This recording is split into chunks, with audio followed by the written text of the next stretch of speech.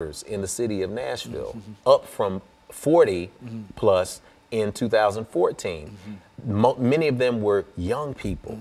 That's unacceptable. We can't have that anymore. So one of the projects that we're doing is we're addressing that, and we're doing another GoFundMe campaign. If people want to support that and be a part, I just encourage them to go to the website. Our website is myif.org, myif.org.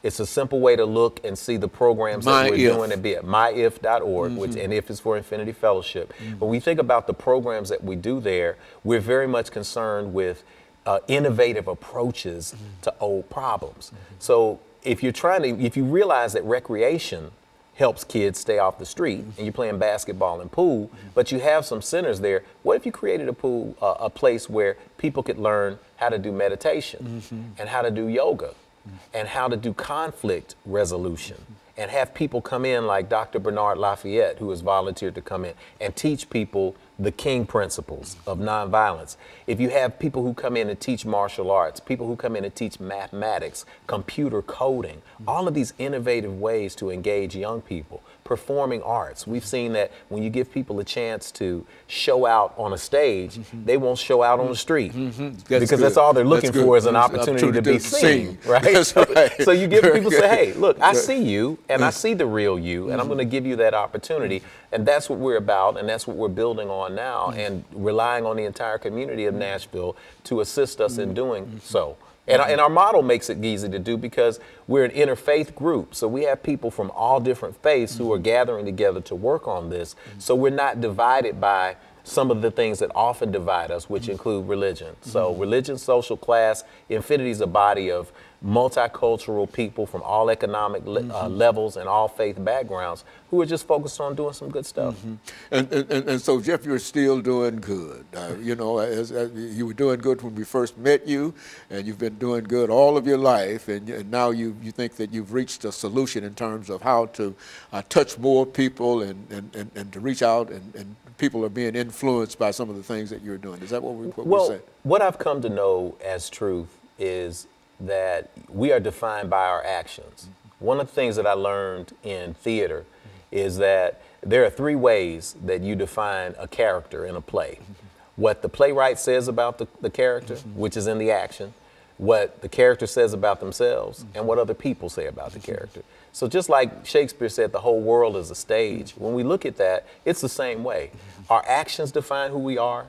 What we say about ourselves define who we are, and what other people say defines who we are. So I'd like to think that I learned from great teachers like you and other people who are models in the community that you put your words into action, and that demonstrates. And I'd like to think that people who are around me would affirm that I'm hanging in there pretty good and still staying with the dream. As a matter of fact, Jeff, you're here today primarily because we were able to catch you between events. Yes. And that somehow you were involved in a conversation with somebody way across the world, in a real sense, across the nation today, dealing with some of the issues and some of the problems. What was that all about? I've got a friend who is with the University of Missouri St. Louis, and they've got a partnership with St. Louis Public Schools. So I'm working on a project with them to help them deal with how they engage students in a brand new way, and how we can shape and reshape education to really reach people who are marginalized.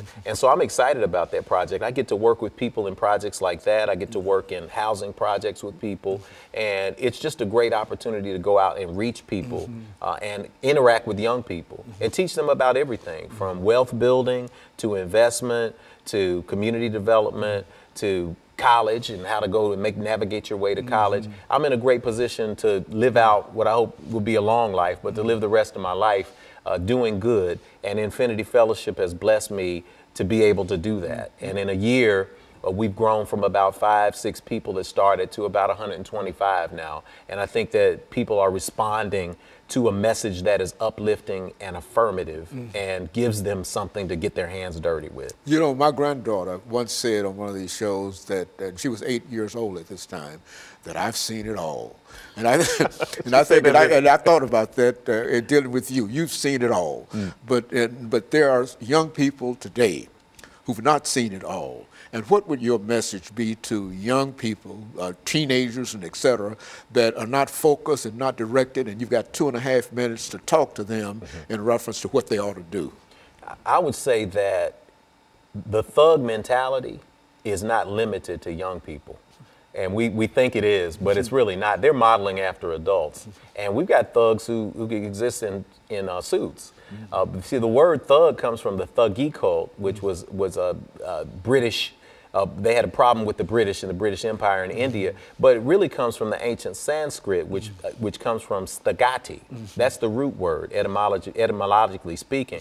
And so stagati means one who conceals. That's all it is. So all of this tough stuff is to conceal something that is inside, which is really a human being who is crying to be seen and heard. So a lot of us are concealing ourselves behind our clothes, behind our jobs, behind our titles. So we're doing the same thing. We're just not out in the street acting out. So I say to the young people to shed that mentality. It's basically understanding that you're made in the image and likeness of God, however and whatever you perceive that to be, and that because of that, you have the ability to be great. And all you have to do is to embrace that thought process and be involved in creating the world that you want.